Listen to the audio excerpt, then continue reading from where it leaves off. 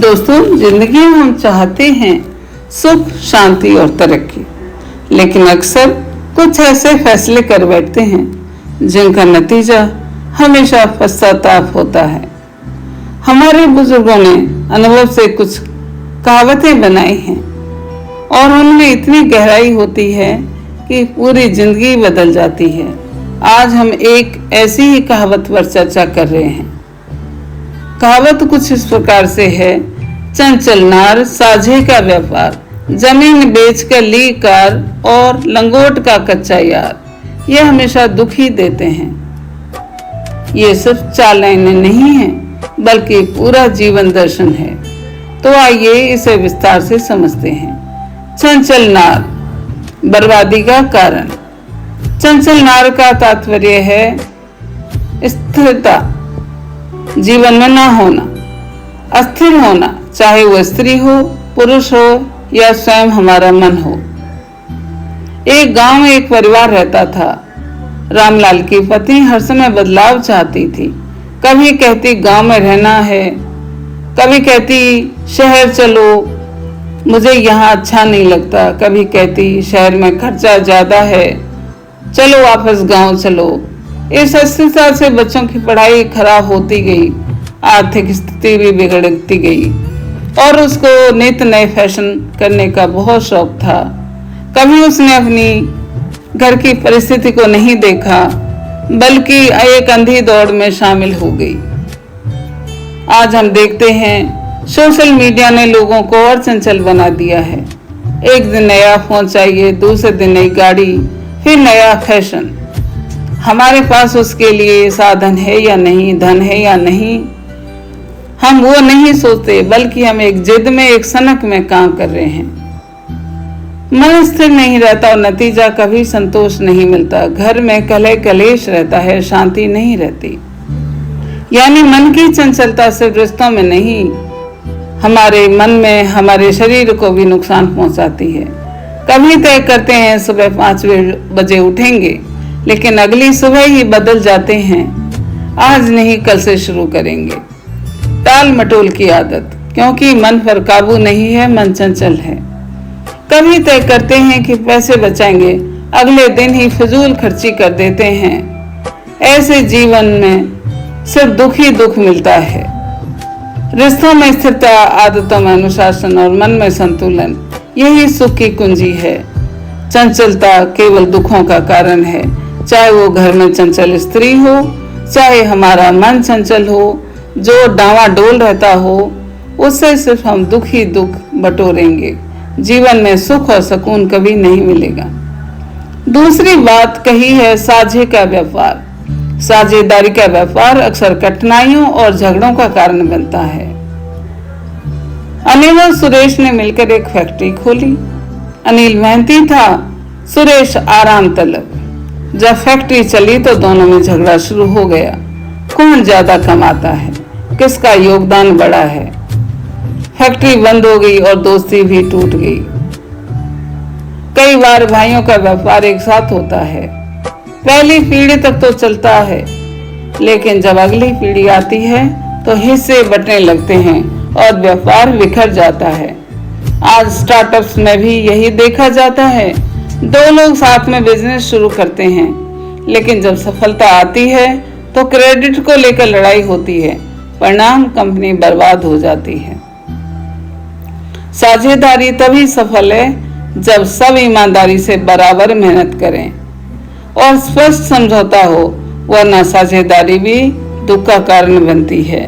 एक मेहनती हो और एक आलसी हो, एक चालाक हो और एक सरल हो, तो व्यापार नहीं चलता। साझे का व्यापार कभी नहीं चल पाता।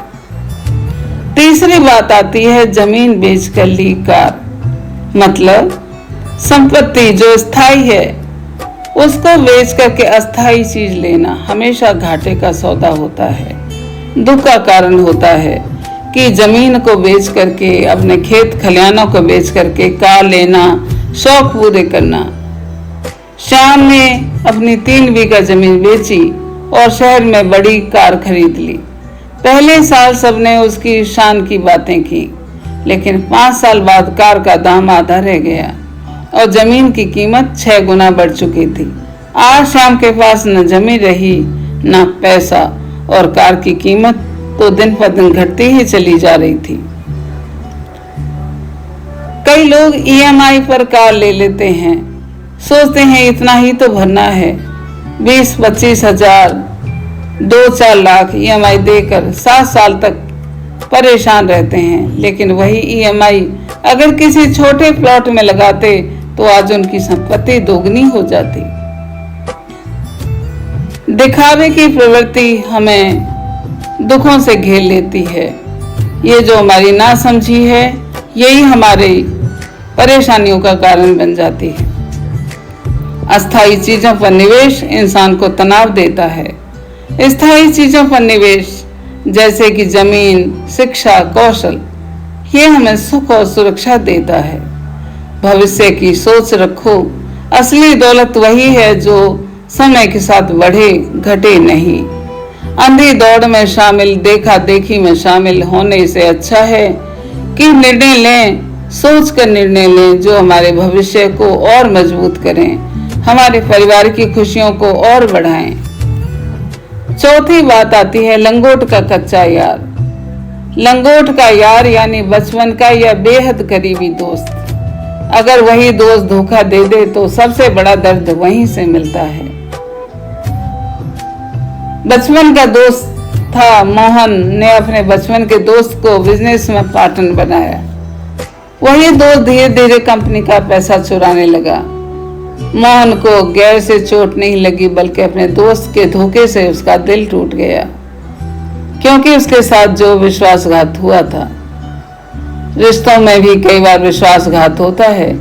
कई बार लोग अपनी सबसे गहरी बातें दोस्तों को बताते हैं, लेकिन जब वही दोस्त पीछे से उन राजों को सबके सामने खोल देता है तो इंसान की आत्मा तक हिल जाती है। रिश्तों में भी आजकल यही है कि कौन कहां से खंजर घोंप दे।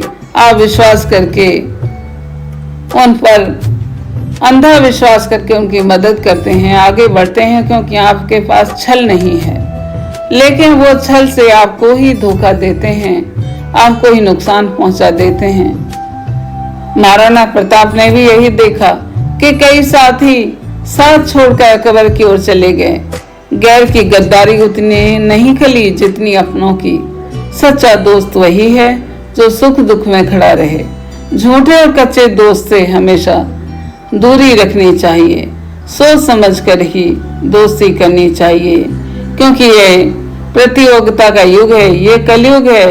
यहाँ पर सच्चाई ढूंढना, ईमानदारी ढूंढना बहुत टेढ़ी खीर है।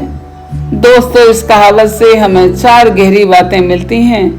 रिश्तों और जीवन में स्थिरता जरूरी है। साझेदारी सोच समझ कर करनी चाहिए।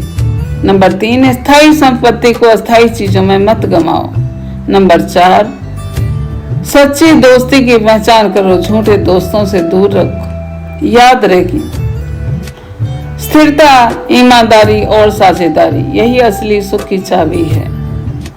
अगर यह बातें आपको जीवन में काम की लगी तो इस वीडियो को शेयर कीजिए, चैनल को सब्सक्राइब कीजिए और नीचे कमेंट में लिखिए, मैं स्थिरता और सच्चाई को अपनाऊंगा, क्योंकि कौन जाने आपकी जिंदगी एक सीख किसी और की जिंदगी बदल दे। तो ये थी मेरी आज की वीडियो। जो ये मुझे मुहावरा था बड़ा ही सीख भरा लगा, तो मैंने सोचा आपके साथ भी इस पर बात करूं। थैंक यू, आप मुझे सपोर्ट करते हैं, मेरे वीडियोस को लाइक कर रहे हैं और भी मेरा प्रोत्साहन बढ़ाइए। इसी तरीके से मुझे हिम्मत देते रहिए कि मैं आपके लिए और भी अच्छी से अच्छी, बढ़िया से बढ़िया टॉपिक्स पर वीडियो लेकर के आऊँ। और प्लीज़ लाइक करिए, सब्सक्राइब करिए, क्योंकि मुझे बहुत मेहनत करनी पड़ती है और ये जो मैटर है कलेक्ट करने के लिए, लिखने के लिए बहुत समय लगता है। आपकी एक छोटी सी लाइक मुझे बहुत हिम्मत दे सकती है, मेरा हौसला बढ़ाती है। Thank you so much for watching.